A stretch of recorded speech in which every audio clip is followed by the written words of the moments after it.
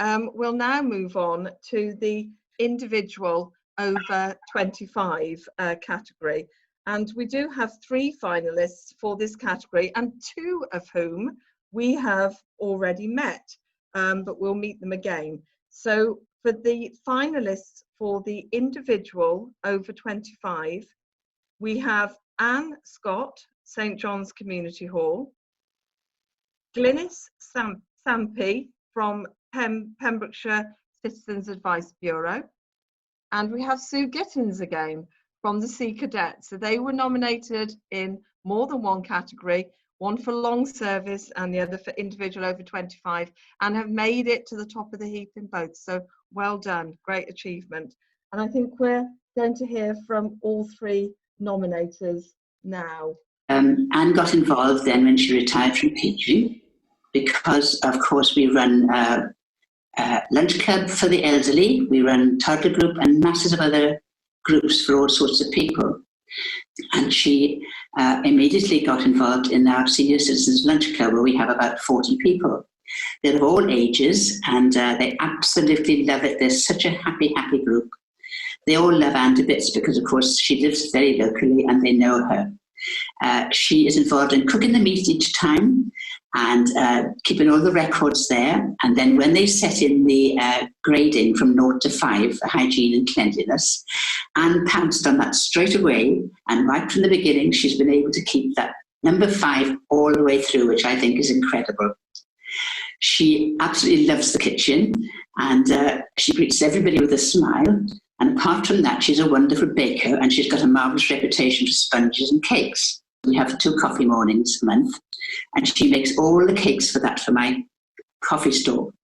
And they are incredible. And people queue up for her cheese scones, which are absolutely mouth-watering.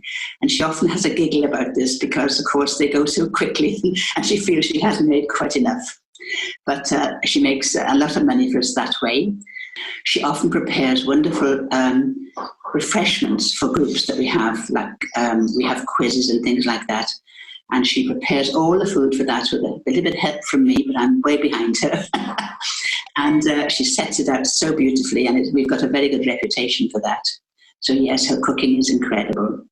Apart from the lunch club and the cooking, she also heads up the mother and toddler group, where she, of course, knows many of the young mothers because, of course, she lives in the area herself.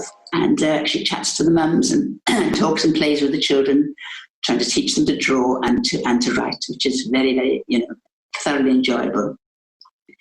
She gets involved in all the fundraising, which is very, very lovely for her and for all of us. She gives all her energy, all her time and effort into the hall. I think it's her main outside interest from her home and her family.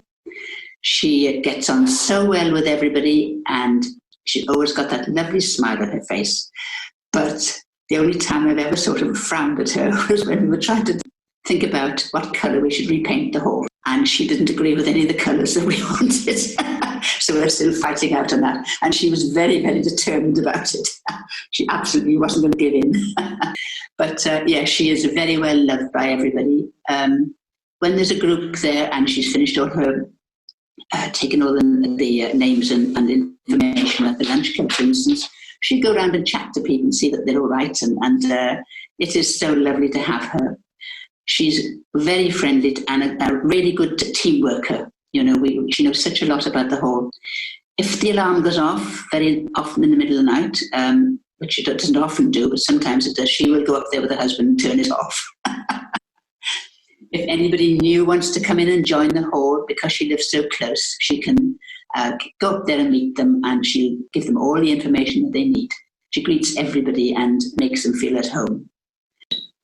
And yes, as I say, she gets involved in so much, and she's quite good on the internet and the computer and things like that, which I'm afraid I'm not. I think she'd like to teach me, really.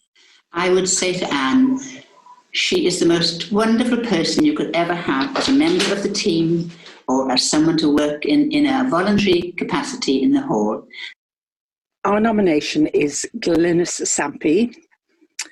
Glynis is a volunteer advisor with us here at Citizens Advice, and she's worked with us for a number of years. She's an amazing member of the team.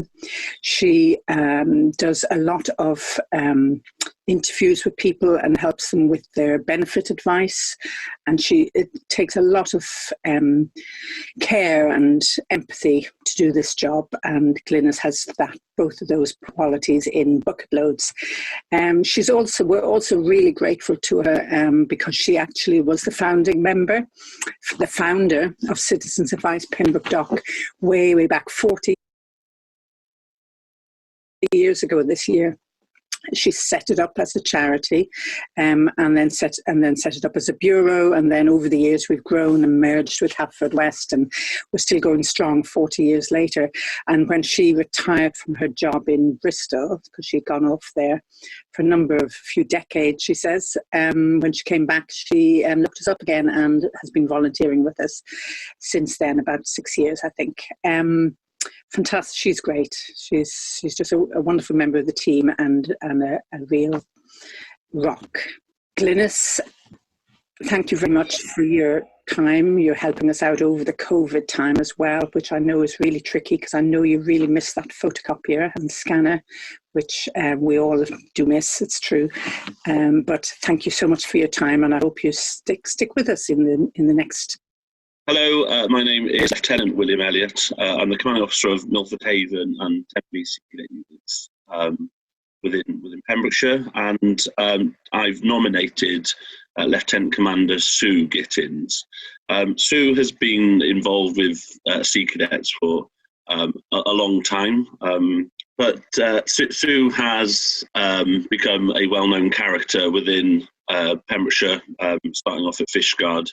And more recently, in the last 5.5 years, because of her current role, across West Wales. Many people will still call her Mom around the corridors of the college where she works, even after the day has passed as a Sea Cadet or a Royal Marine Cadet. She's passionate about what the cadets get out of Sea Cadets, making sure that the sea is added in to Sea Cadets, getting them afloat, rowing, sailing, powerboating, you name it. Sue was there pushing them, being able to achieve nationally recognised qualifications, things like Duke of Edinburgh Award, BTEC qualifications that we're able to offer. Fishguard also became very well known for its competitiveness, and I'm sure that has a lot to do with Sue's personal competitiveness within her, achieving lots at national level Sea Cadet competitions, which is fantastic in its own, considering there are around 400 Sea Cadet units in the UK. In terms of units, then we're also annually assessed, and every year under Sue's command, Fishguard continued to grow and achieve what we call a Burgee award, which allows them to stay within the top 25% of units traditionally across the Sea Cadets. As I've mentioned, Sue is really passionate about what cadets achieve out of it, and it's not just qualifications. It's about their time developing friendships, being better at interview techniques and techniques and skills that allow them to bode better then when they're writing CVs for employment. And she's also very good at making sure that the young people and the adult volunteers equally know how to use a hoover. They're able to wash up dishes after themselves, because actually these life skills aren't necessarily being taught as well as they were once. I know within this time, Sue had a huge input into Tempe Sea Cadets, who, unfortunately, we're seeing turbulent times, and Sue was there at least once a week, supporting them, not only with cadet training, make sure the cadets are, happy and achieving the Sea Cadet experience, but, new people are coming through the door. And that was just one example out of 8 where she is in the background supporting.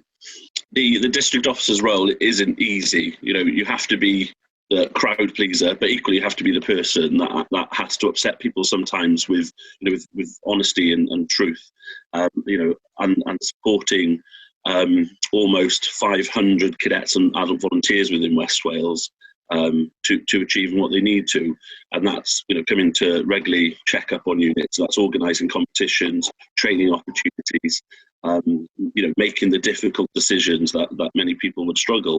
And Sue does this so well, whilst trying to support units within West Wales Sea Cadets. And in particular, this past year hasn't been an easy year for anyone with COVID hitting, but Sue can be seen at the forefront, organising virtual training for units that perhaps aren't able to do it on their own, checking in with everyone, regular virtual meetings with the commanding officers to make sure that the support's being passed down to the member units. Okay, thank you very much indeed. And I know that I'm so glad that I didn't have to sit on that panel. I had to choose a winner from those 3 finalists. I'm